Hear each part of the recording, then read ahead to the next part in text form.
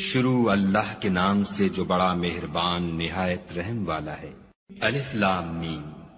یہ کتاب قرآن مجید، اس میں کچھ شک نہیں کہ کلام خدا ہے، خدا سے ڈرنے والوں کی رہنما ہے، جو غیب پر ایمان لاتے اور آداب کے ساتھ نماز پڑھتے اور جو کچھ ہم نے ان کو عطا فرمایا ہے اس میں سے خرچ کرتے ہیں، اور جو کتاب اے محمد صلی اللہ علیہ وآلہ وسلم تم پر نازل ہوئی اور جو کتابیں تم سے پہلے پیغمبروں پر نازل ہوئیں سب پر ایمان لاتے اور آخرت کا یقین رکھتے ہیں، یہی لوگ اپنے پروردگار کی طرف سے ہدایت پر ہیں اور یہی نجات پانے والے ہیں۔ جو لوگ کافر ہیں انہیں تم نصیحت کرو یا نہ کرو ان کے لیے برابر ہے، وہ ایمان نہیں لانے کے۔ خدا نے ان کے دلوں اور کانوں پر مہر لگا رکھی ہے اور ان کی آنکھوں پر پردہ پڑا ہوا ہے اور ان کے لیے بڑا عذاب تیار ہے۔ اور بعض لوگ ایسے ہیں جو کہتے ہیں کہ ہم خدا پر اور روز آخرت پر ایمان رکھتے ہیں، حالانکہ وہ ایمان نہیں رکھتے۔ یہ اپنے پندار میں خدا کو اور مومنوں کو چکما دیتے ہیں، مگر حقیقت میں اپنے سوا کسی کو چکما نہیں دیتے اور اس سے بے خبر ہیں۔ ان کے دلوں میں کفر کا مرض تھا، خدا نے ان کا مرض اور زیادہ کر دیا اور ان کے جھوٹ بولنے کے سبب ان کو دکھ دینے والا عذاب ہوگا۔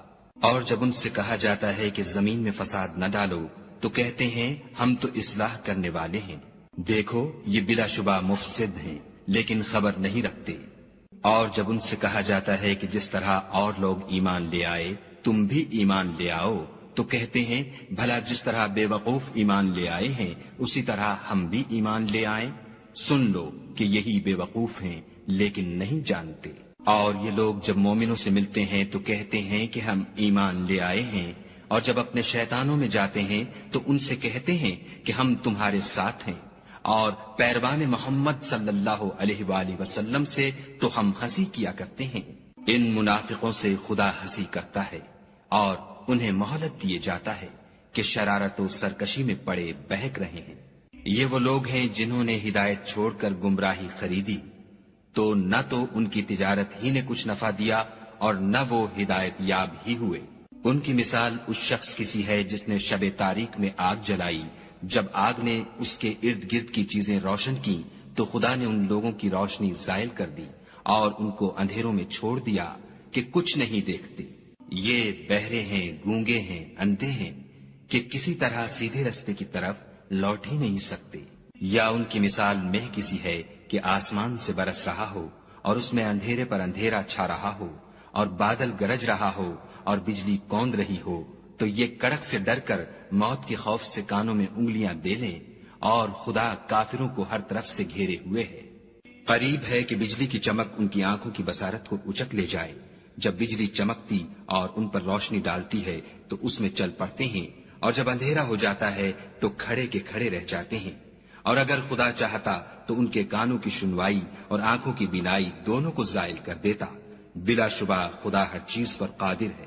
لوگو اپنے پروردگار کی عبادت کرو جس نے تم کو اور تم سے پہلے لوگوں کو پیدا کیا تاکہ تم اس کے عذاب سے بچو، جس نے تمہارے لیے زمین کو بچھونا اور آسمان کو چھت بنایا اور آسمان سے میوہ برسا کر تمہارے کھانے کے لیے انواع و اقسام کے میوے پیدا کیے، بس کسی کو خدا کا ہمسر نہ بناؤ اور تم جانتے تو ہو۔ اور اگر تم کو اس کتاب میں جو ہم نے اپنے بندے محمد عربی صلی اللہ علیہ وآلہ وسلم پر نازل فرمائی ہے کچھ شک ہو تو اسی طرح کی ایک صورت تم بھی بنا لاؤ، اور خدا کے سوا جو تمہارے مددگار ہوں ان کو بھی بلا لو اگر تم سچے ہو۔ لیکن اگر ایسا نہ کر سکو اور ہرگز نہیں کر سکو گے تو اس آگ سے ڈرو جس کا ایندھن آدمی اور پتھر ہوں گے اور جو کافروں کے لیے تیار کی گئی ہے۔ اور جو لوگ ایمان لائے اور نیک عمل کرتے رہے ان کو خوشخبری سنا دو کہ ان کے لیے نعمت کے باغ ہیں جن کے نیچے نہریں بہ رہی ہیں۔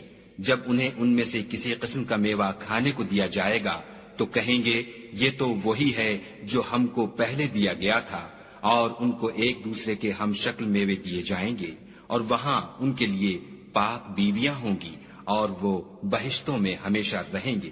خدا اس بات سے آر نہیں کرتا کہ مچھر یا اس سے بڑھ کر کسی چیز مثلاً مکھی، مکڑی وغیرہ کی مثال بیان فرمائے۔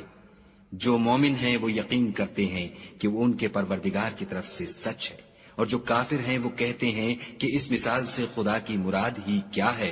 اس سے خدا بہتوں کو گمراہ کرتا ہے اور بہتوں کو ہدایت بخشتا ہے، اور گمراہ بھی کرتا ہے تو نافرمانوں ہی کو۔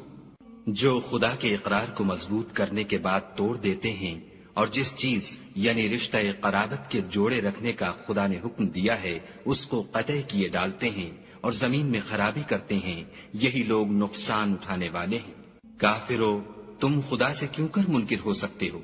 جس حال میں کہ تم بے جان تھے تو اس نے تم کو جان بخشی، پھر وہی تم کو مارتا ہے، پھر وہی تم کو زندہ کرے گا، پھر تم اسی کی طرف لوٹ کر جاؤ گے۔ وہی تو ہے جس نے سب چیزیں جو زمین میں ہیں تمہارے لیے پیدا کی، پھر آسمانوں کی طرف متوجہ ہوا تو ان کو ٹھیک ساتھ آسمان بنا دیا، اور وہ ہر چیز سے خبردار ہے۔ اور وہ وقت یاد کرنے کے قابل ہے جب تمہارے پروردگار نے فرشتوں سے فرمایا کہ میں زمین میں اپنا نائب بنانے والا ہوں۔ انہوں نے کہا، کیا تو اس میں ایسے شخص کو نائب بنانا چاہتا ہے جو خرابیاں کرے اور کشت و خون کرتا پھرے، اور ہم تیری تعریف کے ساتھ تسبیح و تقدیس کرتے رہتے ہیں؟ خدا نے فرمایا، میں وہ باتیں جانتا ہوں جو تم نہیں جانتے۔ اور اس نے آدم کو سب چیزوں کے نام سکھائے، پھر ان کو فرشتوں کے سامنے کیا اور فرمایا کہ اگر سچے ہو تو مجھے ان کے نام بتاؤ۔